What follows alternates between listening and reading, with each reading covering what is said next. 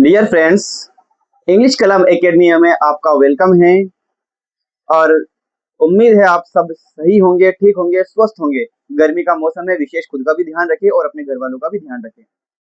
तो ठीक है दोस्तों, आज हम स्टार्ट करने वाले हैं लोक देवता में दूसरे लोक देवता है जिनका नाम है पाबू जी। इस क्लास से पहले हमने पढ़ा गोगा जी के बारे में, और गोगा जी के बारे में हमने पूरी जो एक ही वीडियो में पूरा उसका जो सार था और पूरा उसका कंटेंट जो था, उसका जो पूरा निचोड़ था, वो एक ही वीडियो में हमने पढ़ा।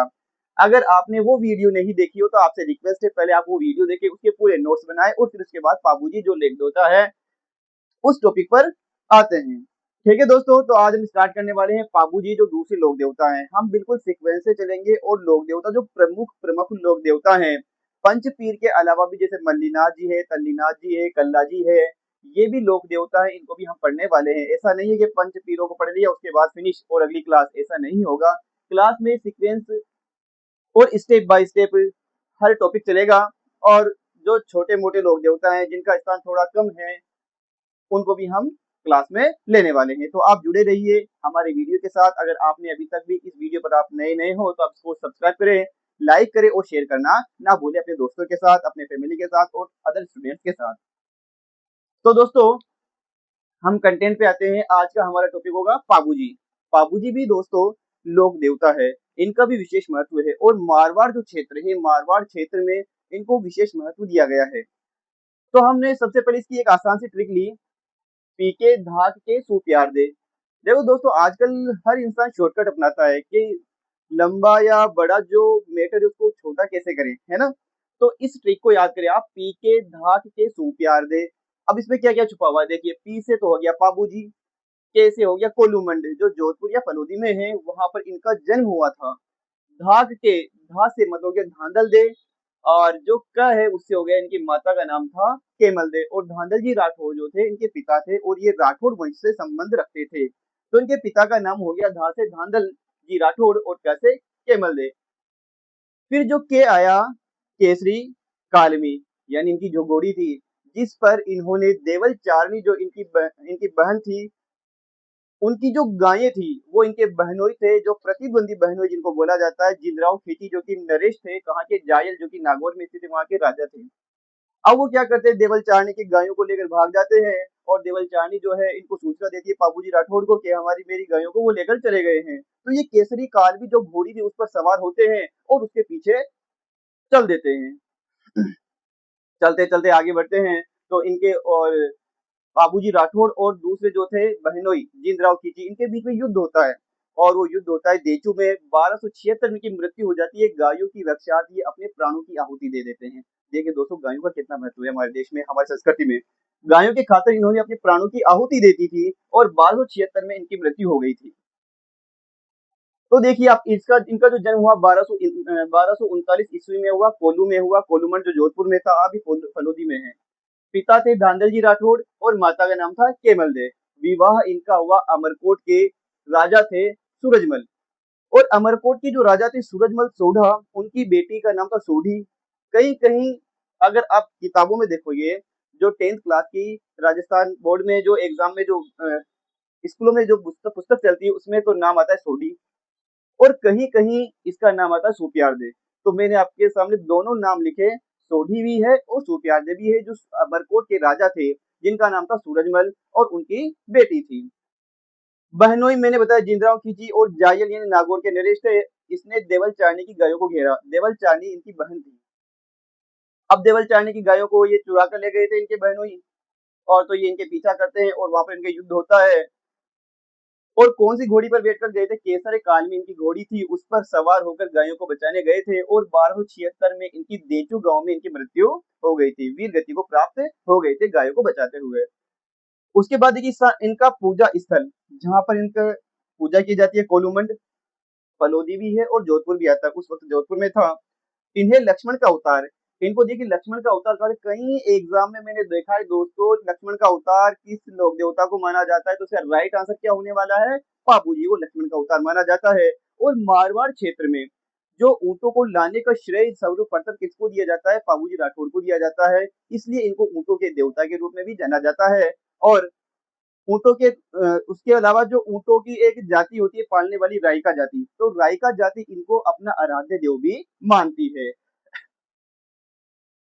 उसके बाद देखिए ऊँटों के देवता हुए, मेला इनका चैत्र अमावस्या को लगता है और इस मेले में एक नृत्य का आयोजन भी किया जाता है जो थाली नृत्य होता है। एग्जाम में क्वेश्चन आता है कि थाली नृत्य का आयोजन किस लोक देवता के मेले में होता है, तो कौन से लोक देवता के मेले में होता है? पाबूजी राठौड़ के में। और राइका जाति इन्हें आराध्य देव मानती है। उसके अलावा देखिए मैंने एक चीज ध्यान नोट की, फड़ राजस्थान की सर्वाधिक लोकप्रिय अगर फड़ है वो तो कौन से लोक देवता की दोस्तों, तो वो है पाबूजी राठौड़ की, जिसे एक वाद्य यंत्र रावण हत्ता उसके साथ बांटा जाता है। तो ये आपका ओवरऑल कंप्लीट हुआ, इसको मैं एक बार आपके सामने ओरल बता देता हूँ। दोस्तों पाबूजी राठौड़ ये मारवाड़ के थे और राठौड़ वंश के थे। मारवाड़ में सर्वप्रथम अगर बात की जाए ऊंटों को लाने के लिए तो किसका श्रेय माना जाता है? पाबूजी राठौड़ का माना जाता है। इनके पिता इनका जो जन्म हुआ 1239 में हुआ, कोलूमंड जोधपुर में हुआ। इनके पिता का नाम धांधल जी राठौड़ था, इनकी माता का नाम केमल दे था और इनका जो विवाह हुआ वो अमरकोट एक जगह है, अमरकोट के राजा थे सूरजमल सोढ़ा, उनकी बेटी सोढ़ी से। कहीं कहीं इनका विवाह का जो जिक्र आता है वो सूप्यारदे से होना बताया है। इनकी एक बहन थी, मुंह बोली बहन जिसको कहा जाता है, जिसका नाम था देवल चारणी। अब देवल चारणी के जो पति थे उनका नाम था जायल नरेश थे। जायल जायल जो है वो नागौर में है, वहां के नरेश थे, राजा थे, जिसका नाम था जिंदराव खींची। अब जिंदराव खींची क्या होते हैं? जिंदराव खींची देवल चारणी की गायों को लेकर फरार हो जाते हैं। अब फरार हुए तो देवल चारणी क्या करेगी? तो देवल चारणी ने अपने भाई को बोला पाबूजी राठौड़ के, पाबूजी राठौड़ ये मेरी गायों को तो कौन ले गया है? आपके बहनोई साहब ले गए। पाबूजी राठौड़ को आ जाता है गुस्सा कि कैसे ले गए, तो वो अपनी केसरी कालमी जो घोड़ी है उसको उसको बुलाते हैं और उस पर बैठकर रफ्तार से उनके पीछे चले जाते हैं। जाते जाते जाते एक स्थान आता है। अब जो जीतराव खींची है वो भी कहाँ तक भागते, पीछा तो आखिरकार उनके साले साहब कर रहे थे, तो साले साहब तो पीछे पीछे और बहनोई साहब आगे आगे। अब जाते जाते फिर एक जगह आती है देचू गांव। देचू गांव में जो है जीतराव खींची भी जो है आ जाते हैं कि आ जाओ ठीक है युद्ध करते हैं। अब उन दोनों के मध्य जबरदस्त युद्ध होता है, साला बहनोई को मारता, बहनोई साले को मारता, मारते आपस में गुत्थम गुत्ता हो जाते हैं। अब आखिरकार किसी की तो हार होनी थी और किसी की जीत होनी थी, ये तो तय था कि एक तो हारता है और एक जीतता है। अब 1276 में जब युद्ध हुआ इन दोनों के मध्य देचू गांव में, तो आखिरकार जो लोग देवता थे पाबूजी राठौड़ जो साले साहब थे वो हार जाते हैं और वीरगति को प्राप्त हो जाते हैं। यानी गायों को बचाने के लिए इन्होंने अपने जान की बलि दे दी या प्राणों की आहुति दे दी। इन्हें लक्ष्मण का अवतार कहा जाता है दोस्तों। और जो ऊंटों को पालने वाली एक जाति है जिसको राइका जाति कहते हैं, तो राइका जाति इनको अपने आराध्य देव के रूप में पूजते हैं। इनका जो मेला है वो चैत्र अमावस्या को लगता है, कोलूमंड जोधपुर में लगता है और इस मेले में जो थाली नृत्य है उसका आयोजन भी किया जाता है। सर्वाधिक लोकप्रिय फड़ राजस्थान में अगर किसी लोक देवता की है तो वो कौन से है? पाबूजी राठौड़ हैं। और इनकी जो फड़ जो है वो किस वाद्य यंत्र के साथ बांटी जाती है? तो बांटी जाती है रावण हत्ता वाद्य यंत्र के साथ। तो दोस्तों मैं आपको यहाँ लिखा हुआ था वो भी मैंने आपको पढ़ाया और उसके बाद मैंने अपने मुंह से ओरल तरीके से इसको बताया। यहाँ इसको लिखने का मकसद ये होता है कि जो टाइम है वो बच जाए। ऐसा नहीं कि मुझे याद नहीं है, ये मुझे अपनी जबान पर भी याद है, क्योंकि मैं भी जब कॉम्पिटिशन की तैयारी करता था तो मैंने भी किताबों की किताबें और टॉपिक के टॉपिक जो है मुंह जबानी याद किए हैं।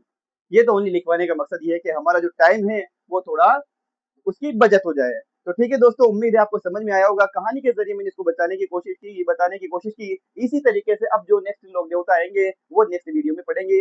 अगर आपको ये सेशन पसंद आया हो तो आपको जरूर लाइक करें, शेयर करें अपने दोस्तों के साथ और अपने दोस्तों को भी ज्यादा से ज्यादा बताएं। और इस जो वीडियो में जीके की सीरीज भी चला रहा हूँ और साथ ही साथ इंग्लिश ग्रामर की भी सीरीज चला रहा हूँ, आप उसको जरूर जरूर लाइक करें। ठीक है, धन्यवाद। जय हिंद, जय भारत।